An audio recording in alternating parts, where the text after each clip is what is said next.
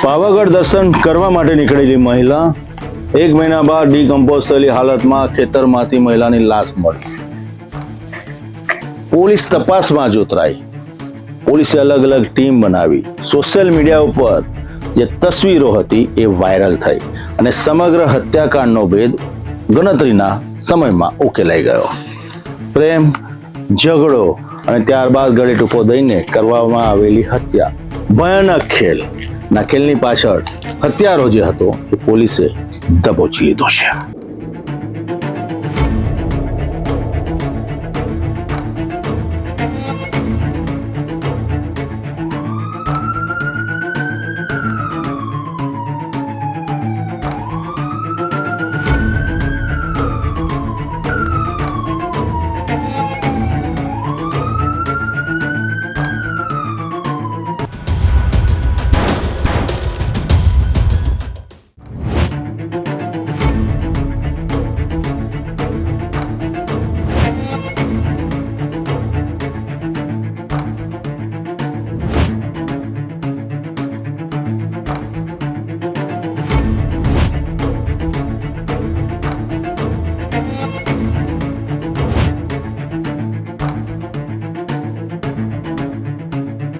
સાવલી તાલુકાના મુવાલ ગામની સીમમાં આવેલા નીલગિરીના ખેતરમાંથી તારીખ 11 એપ્રિલના રોજ એક અજાણી મહિલાની ડીકમ્પોઝ હાલતમાં લાશ મળી આવી હતી.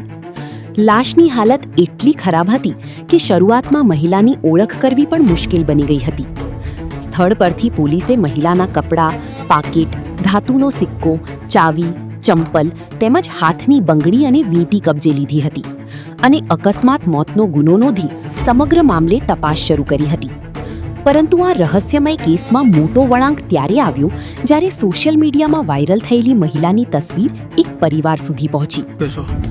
આજ રોજ હું મારા ખેતરમાં સવારે 9 વાગ્યાના અરસામાં નીલગિરીના સફાઈ કામ તેમજ પિયત માટે હું અને મારા 3 માણસો સાથે આવેલ અને ખેતરમાં આ સફાઈ કામ શરૂ કરાવ્યું.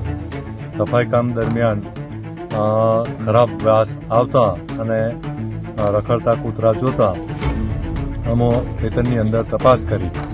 તો તપાસ કરતાં માલુમ પડેલ કે એક ડીકમ્પોસ્ટ ડેડ બોડી પડેલી હતી અને તે બાબતે અમે પોલીસ સ્ટેશનને તુરંત જાણ કરેલ છે.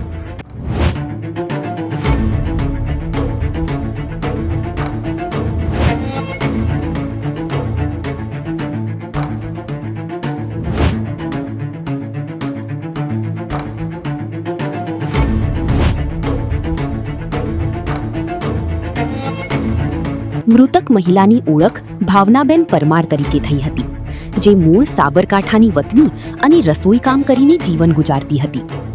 તારીખ 30 માર્ચના રોજ ભાવનાબેને પરિવારને પાવાગઢ માતાજીના દર્શન કરવા જાઉં છું તેમ કહી ઘર છોડ્યું હતું, પરંતુ ત્યારબાદ તેઓ ક્યારેય પરત ફરી નહોતા આવ્યા. પરિવારજનોએ અનેક જગ્યાએ શોધખોળ કરી, પરંતુ ભાવનાબેનનો કોઈ પત્તો લાગ્યો નહોતો.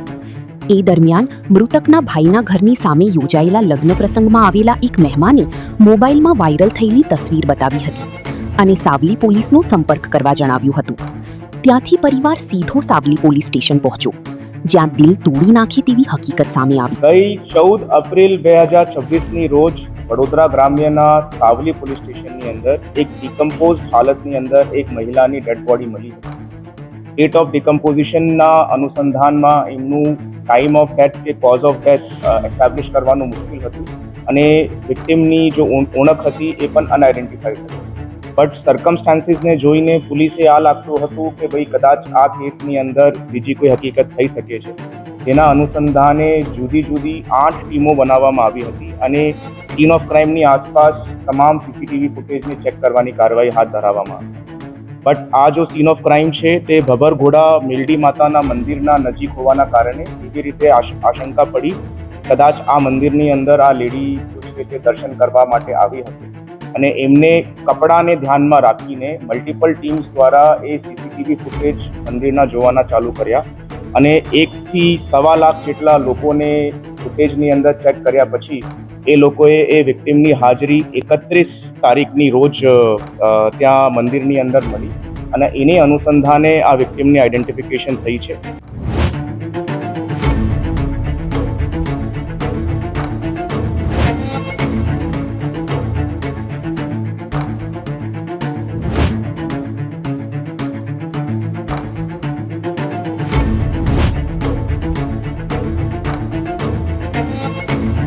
સાવલી તાલુકાના મુવાલ ગામની આ ઘટનાએ સનસનાટી મચાવી દીધી છે. સમગ્ર હત્યાકાંડનો પર્દાફાશ થયો છે.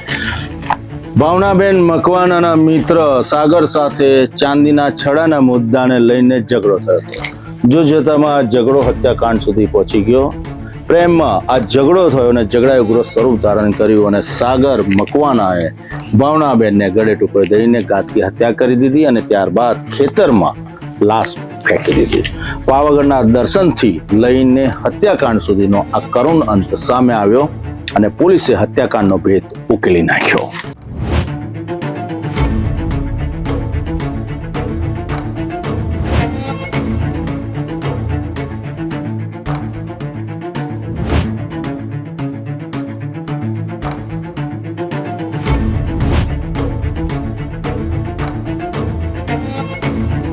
પ્રાથમિક તપાસ મુજબ સાગરસિંગે ગુસ્સામાં આવી ભાવનાબેનનું ગળું દબાવી કરપીણ હત્યા કરી હતી અને બાદમાં લાશને નીલગિરીના ખેતરમાં ફેંકી ફરાર થઈ ગયો હતો.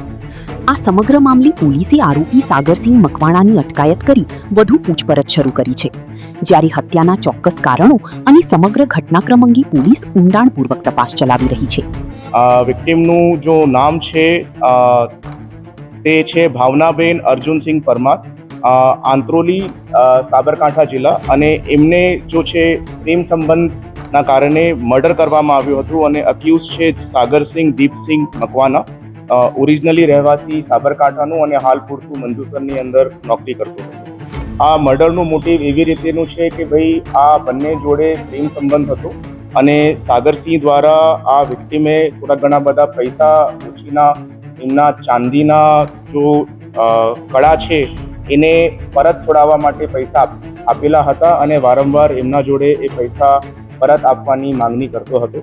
અને એ સિવાય આ જો લેડી છે ભાવનાબેન અર્જુનસિંહ પરમાર, એમને દ્વારા વારંવાર આ છોકરાને કહેવામાં આવતું હતું કે ભાઈ હું તમારા પરિવારજનોને બતાવી દઈશ કે ભાઈ તમે મારા સાથે આ પ્રેમ સંબંધની અંદર છો.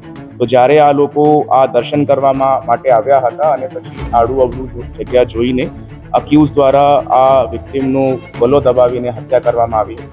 પોલીસ દ્વારા આ ઘટનાની અનુસંધાનમાં એમના સીસીટીવી ફૂટેજ મળ્યા છે. આ જો ઈડીઆરના પ્રમાણે બંનેની એકબીજા સાથે સંપર્કની હકીકત સામે આવી છે. લાસ્ટ સીન થિયરી પ્રમાણે આ લોકો એક સાથે 31 તારીખ પહેલા ત્યાં ગામમાંથી નીકળતા પોલીસે સાક્ષીઓ મળ્યા છે. વિક્ટિમના જો કડા છે એ પણ પોલીસ દ્વારા રિકવર કરવામાં આવ્યા છે અને વિક્ટિમનું જો મોબાઈલ ફોન છે એ પણ આરોપીના ઘર તરફથી રિકવર કરવામાં આવ્યું. હાલ પૂરતું આની અંદર આ મર્ડરની કલમની એફઆઈઆર લઈને આગળની તપાસ હાથ ધરવામાં.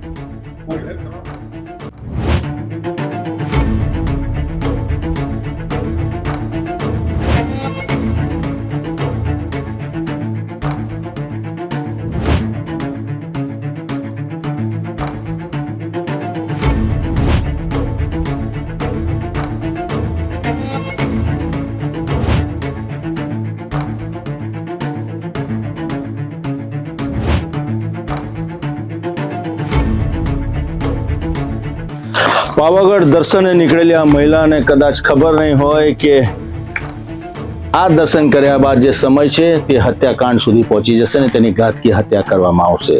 પરિવાર પણ આ ઘટનાથી અજાણ હતું. જ્યારે સોશિયલ મીડિયામાં ફોટા વાયરલ થયા ત્યારે સમગ્ર હત્યાકાંડનો મામલો સામે આવ્યો. પોલીસ પછી આ તપાસમાં જોતરાઈ અને ધીરે ધીરે અલગ અલગ ટીમ બનાવીને પોલીસે તપાસ કરીને હત્યાકાંડનો પર્દાફાશ કરી દીધો, આરોપીને દબોચી લીધો. સમગ્ર ઘટનાની ભીતરમાં હવે પોલીસ ડોક્યુ કરીને પ્રામાણિકપણે તપાસ કરી રહી છે. ચાંદીના છડાના મુદ્દે ઝઘડો થયો એ વાત કદાચ પોલીસને પણ એ થિયરી ગળે નથી ઉતરતી, એટલે પોલીસ હજી ઊંડાણપૂર્વક તપાસ કરી રહી છે. ઘણા બધા વમળો સર્જાયા છે અને એના ઉપરથી ચોક્કસપણે પડદો ઉચકાશે, પરંતુ પાવાગઢે ગયેલી દર્શને આ મહિલાનો કરુણ અંત આવ્યો અને આખરે તેની ઘાતકી હત્યા થઈ અને પોલીસે હત્યારાને હાલમાં દબોચી લીધો છે.